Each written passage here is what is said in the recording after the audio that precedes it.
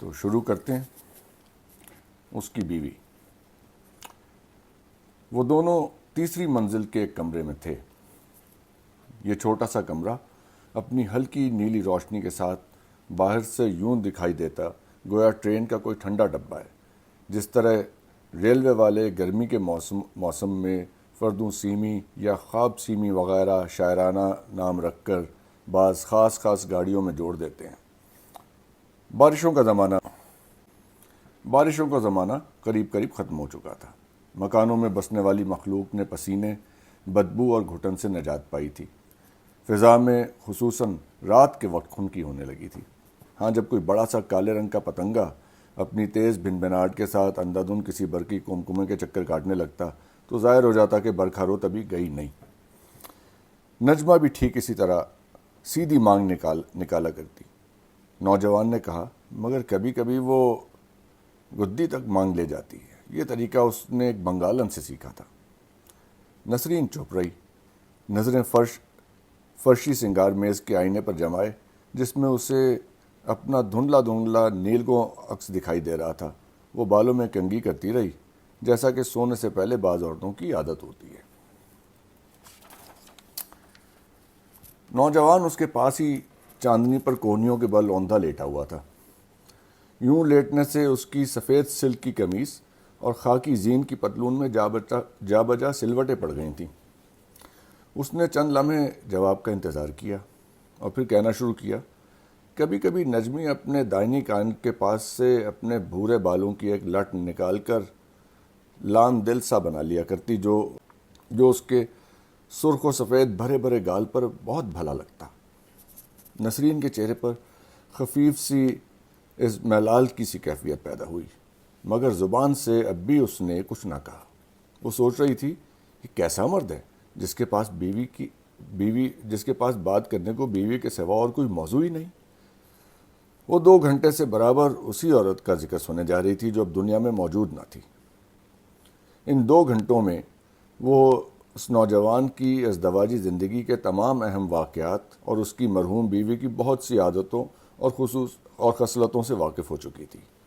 یہ کہ اسے بچپن ہی سے اپنی بیوی سے عشق تھا، یہ کہ نجمہ کا باپ ان کی شادی کے خلاف تھا مگر ماموں اور چچا حق میں تھے، یہ کہ نجمہ لمبے قد کی تھی، اسے گانا سیکھنے کا بہت شوق تھا، جب وہ ہنستی تو اس کے بائیں گال میں گڑھا پڑ جاتا، اسے تنا کا عطر بہت مرغوب تھا، وہ کروشیے سے مور بہت اچھا بنایا کرتی تھی۔ شروع میں نسرین کو اس ذکر سے کچھ یوں ہی سی دلچسپی پیدا ہوئی تھی جیسا کہ ابتدا میں عموماً ایک عورت کو دوسری عورت کے ذکر سے ہوا کرتی ہے، مگر جلد ہی وہ اس سے بیزار ہو گئی تھی، اور آخر جب اس کی جمائیاں اور انگڑائیاں بھی اس موضوع سے اس کا پیچھا نہ چھڑا سکیں تو زچ ہو کر اس نے چپ سادھ لی تھی۔ اب وہ چوٹی کر کے جوڑا باندھ چکی تھی، اور ان ہیئر پنوں اور کلپوں کو جن سے وہ اپنے بالوں کی آرائش میں مدد لیا کرتی تھی فرش سے اٹھا کر سنگار میز کے خانے میں ڈال رہی تھی۔ اس اثنا میں نوجوان کی نظریں اس کی گوری انگلیوں کی خفیف ترین حرکات کا بھی تعاقب کرتی رہیں۔ 2 منٹ خاموشی میں گزر گئے۔ کئی دن ہوئے اس نوجوان نے نسرین کو دیکھا تھا، اور اسے دیکھتے ہی اسے اپنی مرحوم بیوی کی یاد بے طرح ستانے لگی تھی، اور وہ اس سے ملنے کی تدبیریں کرنے لگا تھا۔ اور آخر جب اس نے اس قدر روپیہ جمع کر لیا کہ 2 راتوں کے لیے اس عورت کو مل سکے تو اس نے سیدھا اس کے گھر کا رخ کیا۔ میری بیوی تو گویا بہت محبت تھی آپ کو بیگم صاحب سے۔ بالآخر نسرین نے بات کاٹ کر کہا، جب ایک آدمی بولے ہی چلا جائے تو دوسرا کب تک چپ رہ سکتا ہے؟ بے ساختہ نوجوان کے منہ سے نکلا۔ وہ اس کے تان کو نہیں سمجھ سکا تھا۔ مگر صاحب، آپ کی باتیں بھی عجیب ہیں۔ ایک انتقامی جذبہ اس کے دل میں بیدار ہو رہا تھا۔ سمجھ میں نہیں آتا وہ کیسی محبت تھی جو اس کے مرنے کے 3 ہی مہینے بعد رفو چکر ہو گئی، اور اب وہ فکرہ مکمل نہ کر سکی۔ شاید اس کی ضرورت بھی نہ تھی، کیونکہ نوجوان اس کا مطلب بخوبی سمجھ گیا تھا۔ وہ کچھ دیر گمسم رہا، پھر اس نے اپنی صاف اور روشن آنکھیں اٹھا کر، جن میں مجرمانہ گھبراہٹ یا گناہ گارانہ ندامت کی کوئی علامت نہ تھی، نسرین کے چہرے کی طرف دیکھا۔ پھر وہ آلتی پالتی مار کر بیٹھ گیا کہ شاید لیٹے رہنے سے وہ اپنی مدافعت پورے طور پر نہ کر سکے۔ اس کے ہونٹ پل بھر کو لرزے مگر زبان کچھ نہ کہہ سکی۔ چند لمحوں تک دونوں خاموش بیٹھے رہے۔ اس کے بعد نسرین انگڑائی لیتی ہوئی اور بغیر کچھ کہے کمرے سے نکل گئی۔ کو پاؤ گھنٹے بعد وہ واپس آئی۔ زیور وغیرہ اس نے اتار دیے تھے اور شب خوابی کے لیے ایک سادہ سی اجلی دھوتی باندھ لی تھی۔ وہ اس قدر آہستہ داخل ہوئی کہ نوجوان نے اس کے قدموں کی چاپ تک نہیں سنی۔ وہ چاندنی پر پیٹ کے بل لیٹا ہوا تھا۔ اس کی عمر 24-25 سے کم نہ ہوگی، مگر اس وقت برقی لیمپ کی مدھم نیلی روشنی میں وہ اپنی چھوٹی چھوٹی سیاہ مونچھوں، گھنے ابروؤں اور چمکتی ہوئی آنکھوں کے ساتھ کالج کے کسی ابتدائی جماعت کا طالب علم معلوم ہوتا تھا۔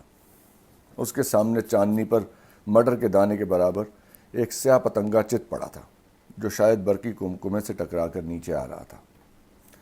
پتنگا اپنی ننھی ننھی بال سی ٹانگیں ہوا میں ہلا ہلا کر اور سر کو فرش پر رگڑ رگڑ کر سیدھا ہونے کی کوشش کرتا، مگر جہاں اسے ذرا کامیابی ہوتی نوجوان ایک بجھی ہوئی دیا سلائی کے سرے سے پھر اسے اوندھا کر دیتا۔ جب نسرین بالکل اس کے سر پر آ کر کھڑی ہوئی تو وہ چونک پڑا۔ وہ آپ ہیں؟ اس نے کچھ شرمندہ سا ہو کر پتنگے کو دیا سلائی سے پرے اچھال دیا۔ بیگم صاحب کے مرنے کا رنج تو بہت ہوا ہوگا آپ کو۔ یہ سوال کر کے وہ خود حیران رہ گئی۔ نوجوان نے تأمل کیا اور پھر سنجیدہ لہجے میں کہنا شروع کیا، نہیں، شروع میں کچھ ایسا غم نہیں ہوا تھا، یقین ہی نہیں آتا تھا کہ ایسا ہو گیا ہے، مگر میں زیادہ دن اس فریب میں نہ رہ سکا۔ میں بیمار پڑ گیا، مہینہ بھر چارپائی پر پڑا رہا۔ جب میری حالت بہت خراب ہو جاتی تو امی جان اور زوری، یہ میری چھوٹی بہن کا نام ہے، میرے سراہنے آ کے کھڑی ہو جاتی اور ایسی چپ چپ سہمی ہوئی نظروں سے میری طرف دیکھتی کہ میں جلدی سے آنکھیں بند کر لیتا اور چاہتا کہ نہ مروں۔ بس پھر رفتہ رفتہ تندرست ہوتا گیا۔ اس کے لہجے نے نسرین کو متاثر کیا۔ 2-3 لمحے پھر دونوں چپ رہے۔ آپ نے کہا تھا، اچانک نسرین کے لہجے میں شوخی جھلکنے لگی، میری شکل بیگم صاحب سے ملتی جلتی ہے؟ بھلا کیا چیز ملتی ہے؟ نوجوان نے پل بھر غور کیا۔ سب سے زیادہ تمہاری آنکھیں نجمی سے ملتی ہیں۔ یہ کہتے وقت اس کے ہونٹوں پر ہلکی سی مسکراہٹ آ گئی تھی، مگر لہجے سے ابھی افسردگی کا اثر دور نہیں ہوا تھا۔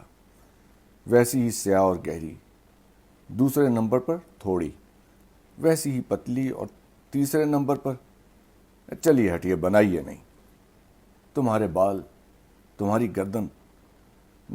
نوجوان کی فطری چونچالی تیزی سے بحال ہو رہی تھی اور نسری خود کو روکے ہوئے تھی کہ اس سلسلے میں کوئی اور سوال نہ کر بیٹھے۔ آدھ گھنٹے بعد روشنی گل کر دی گئی تھی اور وہ دونوں کھڑکی کے پاس پلنگ پر دراز ہو گئے تھے۔ نوجوان جو رات کو جلدی سو جانے کا عادی تھا زیادہ دیر تک جاگ نہ سکا، مگر نسرین آنکھیں کھولے دیر تک کھڑکی میں سے آسمان کو تکتی رہی۔ یہ قمری مہینے کی آخری تاریخوں کی ایک رات تھی۔ آسمان صاف تاریک سا تھا۔ ستارے اس قدر تیزی سے چمک رہے تھے کہ معلوم ہوتا تھا زمین کے قریب سے رکھ آئے ہیں۔ نسرین ستاروں کو ہمیشہ دلچسپی سے دیکھا کرتی تھی۔ سب سے پہلے جب وہ ستاروں سے آشنا ہوئی تھی اس کی عمر 4 برس تھی۔ ماں مر چکی تھی مگر باپ زندہ تھا۔ اس نے باپ کے ساتھ ریل گاڑی میں ایک لمبا سفر کیا تھا۔ آدھی رات کو دونوں ایک چھوٹے سے دیہاتی اسٹیشن پر اترے تھے۔ اسی اسٹیشن پر لالٹین کی مدھم روشنی میں ایک موٹے ننگ دھڑنگ فقیر نے اسے ایسی لال ڈرونی آنکھوں سے گھورا تھا کہ اس کی چیخ نکل گئی تھی اور وہ بے اختیار باپ کی ٹانگوں سے لپٹ گئی تھی۔ کچھ دیر دونوں اسٹیشن پر ہی ٹھہرے رہے مگر کوئی سواری نہ ملی۔ آخر باپ نے اسے گود میں لے لیا، گٹھری بغل میں ماری اور اندھیرے گھپ میں پیدل چلنا شروع کر دیا۔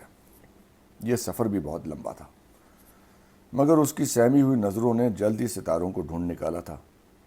ان کو دیکھ کر اس کا ڈر کم ہونے لگا تھا، یہاں تک کہ وہ باپ کے کندھے سے لگ کر سو گئی۔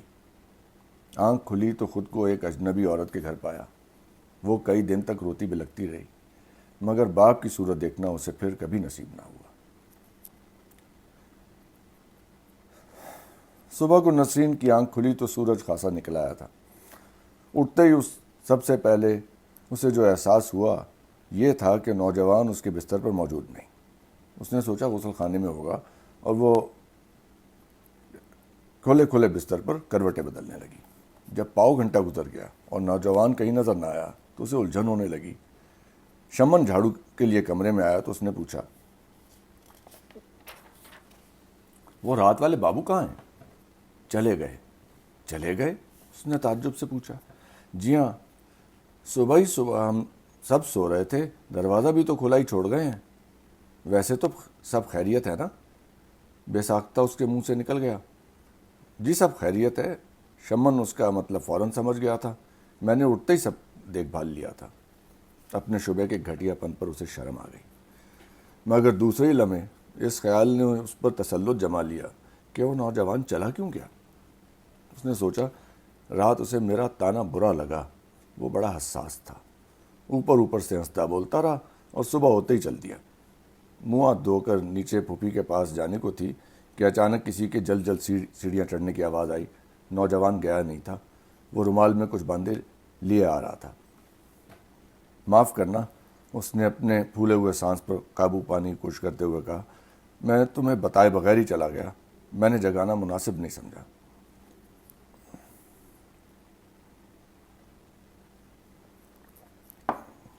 بولی آپ نے ناحق تکلیف کی، خیر اب لے آئے تو میں شمن کو بلواتی ہوں۔ نہیں اسے مت بلواؤ۔ یہ کیوں؟ میں کھانا خود پکاؤں گا۔ جب نجمی زندہ تھی تو کبھی کبھی میں ہنڈیا پکایا کرتا، وہ سامنے مونڈے پر بیٹھی مجھے بتاتی رہتی۔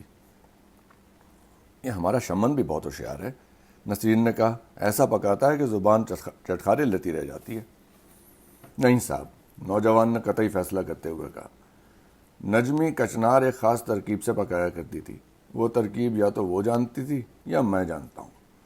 مہربانی کر کے آپ انگیٹھی، کوئلے اور چاقو منگوا دیجیے۔ نسرین نے سلسلے میں کچھ اور کہنا مناسب نہ سمجھا اور خاموش سیڑھیوں سے اتر گئی۔ آؤ بیٹا، نسرین کی پھوپھی نے اسے دیکھ کر اگالدان میں پیک تھوکتے ہوئے کہا، میں ابھی شمن سے کہہ رہی تھی کہ تمہارا اور اس کا ناشتہ اوپر لے جائے۔ کیا ہے؟ نسرین نے پوچھا۔ گوشت ترکاری، یہ کہہ کر وہ مسکرانے لگا جیسے اس نے کوئی شرارت کی ہو۔ گوشت ترکاری؟ کس نے کہا تھا لانے کو؟ خفا کیوں ہوتی ہو؟ بات یوں ہے، جب نجمی زندہ تھی میں یوں ہی منہ اندھیرے اسے جگائے بغیر گھر سے نکل جاتا، ہوا خوری کی ہوا خوری ہو جاتی اور گھر کا سودا بھی لے آتا۔ ہمیں نوکر رکھنے کی توفیق نہیں تھی، بس یوں ہی مل بانٹ کر کام کیا کرتے، وہ گھر کا اور میں باہر کا۔ ذرا دیکھو گوشت کیا عمدہ اور تازہ ہے، آدھا وسط کا اور آدھا پشت کا، اور گردہ رونگے میں۔ نوکر کا باپ بھی ایسا گوشت نہیں لا سکتا۔ پھر ذرا کچنار تو دیکھو، آج ہی شہر میں آئی ہے، پھر پیاز بھی ہے، ہری مرچیں بھی، ادرک بھی اور دھنیا بھی۔ نوجوان داڑھی بھی منڈوا آیا تھا، تھوڑا سا صابن اس کے کانوں کی لوؤں پر ابھی لگا رہ گیا تھا۔ نسرین کا جی چاہا کہ دوپٹے کے دامن سے صابن پہنچتے، مگر وہ ایسا نہ کر سکی۔ میں ناشتہ نہیں کروں گی، اس کے لیے اوپر بھیج دو۔ تم چپ چپ کیوں ہو؟ نہیں تو شکل سے تو بڑا کم زبان معلوم ہوتا ہے۔ نسرین نے کچھ جواب نہ دیا۔ کیا کر رہا ہے اس وقت؟ پھوپھی نے پوچھا۔ ہنڈیا کا سودا خرید لایا ہے، خود ہی پکانے بیٹھا ہے۔ نسرین کی پھوپھی کھلکھلا کے ہنس پڑی۔ سچ؟ ہاں، بڑا ہی سیدھا سادہ ہے، خپتی ہے پورا، رات بھر اپنی مری ہوئی بیوی کی باتیں کر کے دماغ چاٹ گیا۔ شمن کو اس کے پاس بھیج دینا، ہاتھ بٹاتا رہے گا، میں ذرا نوبہار کے یہاں جاتی ہوں۔ نسرین کا خیال تھا کہ وہ کم از کم 1 گھنٹہ نوبہار کے یہاں ضرور ٹھہرے گی، مگر پاؤ گھنٹہ بھی نہ گزرنے پایا تھا کہ اٹھائی، سیدھی اوپر کی منزل میں پہنچی۔ دیکھا کہ کمرے کے باہر دالان میں انگیٹھی دہک رہی ہے اور نوجوان اس کے پاس ہی ایک چھوٹی سی دری پر آلتی پالتی مارے بیٹھا ہے اور پیاز کتر رہا ہے۔ آنکھیں سرخ ہو رہی ہیں، پانی بہہ رہا ہے۔ اس سے ذرا ہٹ کے شمن بیٹھا، بڑے مزے سے تماشا دیکھ رہا۔ شمن، نسرین نے کسی قدر سختی سے کہا، تم بیٹھے منہ کیا تک رہے ہو؟ صاحب سے پیاز لے کر کیوں نہیں کترتے؟ میں تو کئی دفعہ عرض کر چکا ہوں، شمن نے منہ بنا کر کہا، پر صاحب مانتے ہی نہیں۔ مجھ سے آگ جلانے کو کہا، میں نے آگ جلا دی۔ اچھا تم نیچے جاؤ۔ جب شمن چلا گیا تو نسرین نے کہا، حضرت یہ اس عمر میں ہنڈیا کھلیا پکانے کی کیا سوجی ہے، لائیے پیاز مجھے دیجیے اور جا کر آنکھوں پر چھینٹے دیجیے۔ اور اس نے ہاتھ بڑھا کر نوجوان کی گود سے پیاز کی رکابی خود ہی اٹھا لی۔ نوجوان نے مزاحمت نہ کی۔ 2 گھنٹے بعد جب دونوں دسترخوان پر کھانا کھانے بیٹھے تو نوجوان نے کہا، معاف کرنا میری وجہ سے تم کو اتنی تکلیف اٹھانی پڑی۔ بات یہ ہے کہ نجمی باتیں چھوڑیے اور کھانا کھائیے۔ واہ کیا مزے کا کھانا پکایا ہے، نوجوان نے پہلا نوالا منہ میں رکھتے ہوئے کہا۔ نجمی کے ہاتھ کا مزہ یاد آ گیا۔ چلیے زیادہ بنائیے نہیں، چپاتیاں تو دیکھیے کیسی ٹیڑھی بلنکی ہیں۔ چپاتیاں نجمی کو بھی پکانی نہیں آتی تھیں اور میں زیادہ تر تندوری سے روٹیاں لگوا لایا کرتا تھا۔ مجھے تنور کی روٹی زہر لگتی ہے۔ کبھی ہم کوئی سستا سا خانسامہ بھی رکھ لیا کرتے تھے، مگر وہ 15-20 روز سے زیادہ نہ ٹکتا۔ چپ کے کسی اچھے گھر کی ٹو میں رہتا اور پھر کھسک جاتا۔ کھانے سے فارغ ہو کر دونوں کمرے کے فرش پر آ بیٹھے۔ آپ نے کہا تھا، نسرین نے کہا، آج کل آپ کسی دوست کے یہاں رہتے ہیں؟ ہاں، نجمی کے مرنے کے بعد میں نے امی جان اور زوری کو تو گاؤں بھیج دیا تھا اور خود ایک دوست کے یہاں اٹھایا تھا۔ یہ دوست بھی میری طرح اکیلا ہی ہے۔ ہم دونوں مکان کے کرائے، کھانے پینے کے خرچ اور نوکر کی تنخواہ میں ساجھی ہیں، اور آدھی تنخواہ آپ امی جان کو بھیج دیتے ہیں۔ ہاں، مگر وہ ہمیشہ کسی نہ کسی بہانے کچھ نہ کچھ لوٹاتی ہی رہتی ہیں، کبھی گرم پتلون سلوانے کے لیے، کبھی نیا بوٹ خریدنے کے لیے۔ نسرین نے محسوس کیا کہ اس کی ماں اسے بہت چاہتی ہوگی۔ اپنی ہمشیرہ کی عمر کیا بتائی تھی آپ نے؟ 10 برس۔ بڑی پیاری بچی ہے۔ اسکول جاتی ہے؟ نہیں، گھر پر مولوی صاحب سے پڑھتی ہے۔ سینہ پرونا اسے دادی سکھاتی ہے۔ اس نے ایک بکری پال لی ہے، دودھ سی سفید، ایک بھی بال کالا نہیں۔ زورا اس کی بڑی دیکھ بھال کرتی ہے، کھیت سے بونٹ توڑ لاتی ہے، اپنے ہاتھ سے کھلاتی ہے۔ ہمارے گاؤں کے پاس ہی چھوٹی سی ایک ندی بہتی ہے، وہ اسے وہاں پانی پلانے لے جاتی ہے۔ ایک دن کیا ہوا کہ وہ بکری پانی پی رہی تھی کہ ایک بڑا سا کتا آیا اور وہ جو زور سے بھونکا تو بکری ڈر کر ندی میں گر پڑی۔ پانی کا بہاؤ تیز تھا، وہ اس کے ساتھ ہی بہہ چلی۔ اس پر زورا نے چیخ کر برا حال کر لیا۔ اتفاق سے کسان ادھر سے گزرا، شور سن کر دوڑا ہوا آیا، بڑی مشکل سے بکری کو نکالا، تب زورا کی جان میں جان آئی۔ نسرین یہ سادہ سا بے رنگ واقعہ بڑی دلچسپی سے سنتی رہی۔ اب نوجوان پر کچھ غنودگی طاری ہو رہی تھی۔ وہ گاؤں تکیے کے سہارے لیٹ گیا۔ رفتہ رفتہ اس کی آنکھیں بند ہو گئیں اور وہ سو گیا۔ نسرین اٹھی، الماری کے خانے سے سفید ململ کا دوپٹہ اور گوٹا اٹھا لائی اور نوجوان کے قریبی فرش پر بیٹھ کر دوپٹے میں گوٹا ٹانگنے لگی۔ مگر تھوڑی ہی دیر میں تیسرے پہر ایک رکشہ منگوایا گیا اور وہ دونوں بازار جانے کی تیاری کرنے لگے۔ نوجوان نے خواہش ظاہر کی تھی کہ وہ اسے کوئی تحفہ خرید کر دینا چاہتا ہے۔ اس نے بغیر کسی شرم و حجاب کے صاف کہہ دیا تھا کہ نسرین 20 روپے تک کی جو چیز چاہے خرید سکتی ہے، اس سے زیادہ کی اسے توفیق نہیں۔ یہ سچ ہے، اس نے کہا، کہ اتنے کم داموں کی کوئی چیز تمہارے لائق نہیں ہو سکتی، مگر میرا جی چاہتا ہے کہ میری کوئی چیز، خواہ وہ کتنی حقیر کیوں نہ ہو، تمہارے پاس بطور یادگار رہے۔ وہ اس کے ساتھ چلنے پر رضامند ہو گئی تھی۔ پھوپھی کو اجازت دینے میں تعامل ہوا تھا، مگر ایک تو نسرین خود جانے پر مصر تھی، دوسرے نوجوان کے چہرے سے ایسی معصومیت برس رہی تھی کہ کسی برے ارادے کا گمان تک نہ ہوتا تھا، اور وہ خاموش رہ گئی۔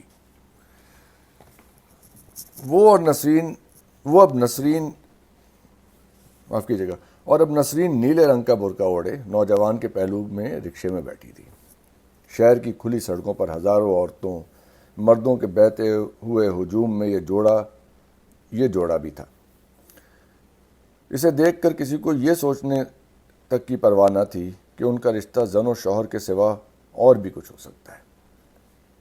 وہ رکشے سے اتر کر کئی بازاروں میں سے گزرے، کئی دکانوں میں گئے۔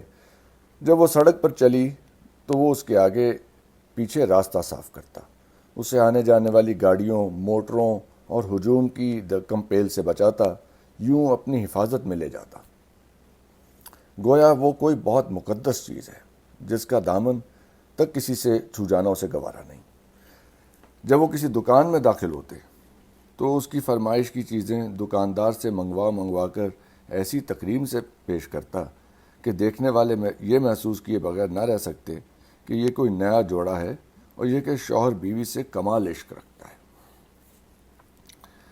نسرین نے بڑی قیمت کی کوئی چیز نہیں خریدی، بلکہ روزمرہ کے استعمال کی کئی چھوٹی چھوٹی چیزیں خریدیں جن میں سے بعض کی واقعی اسے ضرورت تھی۔ مثلا ایک تو چٹلہ خریدا، ایک ریشمی ہزار بند، کچھ چھوٹی بڑی سوئیاں، 2-3 مختلف غازے، اور بس ان سب چیزوں پر 20 روپے سے کچھ کم ہی خرچ ہوئے۔ ہر ایک چیز خریدنے کے بعد وہ بڑی ادا کے ساتھ پوچھتی باقی کیا بچا۔ واپسی پر نوجوان اسے ایک ریستوران میں لے گیا اور ٹھنڈی اور گرم کئی قسم کی چیزیں منگوائیں اور نسرین کو اپنی مرضی کے خلاف کئی چیزیں کھانی پڑیں۔ جس وقت وہ گھر پہنچے اچھا خاصا اندھیرا پھیل چکا تھا۔ نسرین کی پھوپھی بڑے اضطراب سے اس کی راہ دیکھ رہی تھی۔ جب وہ صحیح سلامت گھر پہنچ گئے تو اس کی جان میں جان آئی۔ شمن سے کہہ دیا گیا تھا کہ وہ کھانا نہیں کھائیں گے، چنانچہ شام سے اوپر کی سیڑھیوں کا دروازہ بند کر دیا گیا۔ نسرین نے پچھلی رات کی طرح پھر کمرے کی ہلکی نیلی روشنی میں کنگھی کرنی شروع کی۔ نوجوان پھر اس کے پاس ہی چاندنی پر لیٹ گیا۔ کچھ دیر دونوں خاموش رہے، پھر نوجوان نے کہا، نسرین، میں نے تمہیں نجمی کی بہت سی باتیں بتائیں مگر ایک بات نہیں بتائی۔ نوجوان نے یہ بات ایسے گمبھیر لہجے میں کہی تھی کہ نسرین بے ساختہ کہہ اٹھی، وہ کیا؟ نوجوان کچھ لمحے خاموش رہا اور پھر بولا، وہ یہ کہ وہ با وفا نہیں تھی۔ کیا مطلب؟ نسرین نے اور بھی مستعجب ہو کے پوچھا۔ مطلب یہ کہ وہ کسی اور کو چاہتی تھی۔ جھوٹ ہے، نہیں میں سچ کہہ رہا ہوں۔ اس کا کوئی ثبوت بھی تھا؟ مجھے ثبوت مل گیا تھا۔ وہ کیا؟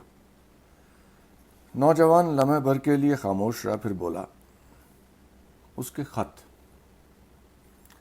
میں نے غلطی سے اس کے نام کا ایک خط کھول لیا تھا۔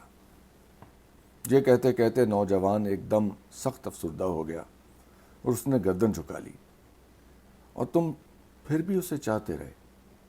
ہاں، بھرائی ہوئی آواز میں نوجوان کے منہ سے نکلا۔ اس کے سوا چارہ ہی نہ تھا۔ نہیں، میں نے آخری دم تک اس پر یہ ظاہر نہ ہونے دیا۔ اس کی موت سے چند منٹ پہلے مجھے ایسا محسوس ہوا جیسے وہ سخت نزع میں ہے اور مجھ سے کچھ کہنا چاہتی ہے، مگر میں اس سے آنکھ نہ ملاتا تھا۔ البتہ دلداری اور تشفق کے کلمے برابر میرے منہ سے نکلتے رہے، یہاں تک کہ اس نے آخری ہچکی لی اور رخصت ہو گئی۔ کچھ لمحے پھر خاموشی رہی جس کو خود نوجوان نہیں توڑا۔ آخر اس پہ یہ ظاہر کرنے کا فائدہ بھی کیا تھا؟ اس رات پچھلی شب کی بنسبت جلد ہی روشنی گل کر دی گئی۔ نوجوان پھر جلدی سو گیا، مگر نسرین برابر ستاروں کو جھلملاتے دیکھتی رہی۔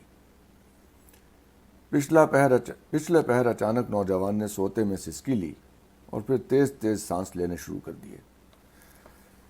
نسرین نے سر اٹھا کر اس کے چہرے کی طرف دیکھا، کچھ دیر سوچتی رہی، پھر جس طرح کوئی بچہ سوتے سوتے ڈر جائے تو ماں اسے چھاتی سے چمٹا لیتی ہے، نسرین نے بھی اسی طرح اس کا سر اپنے بازو میں لے کر اسے اپنے آغوش میں بھینچ لیا۔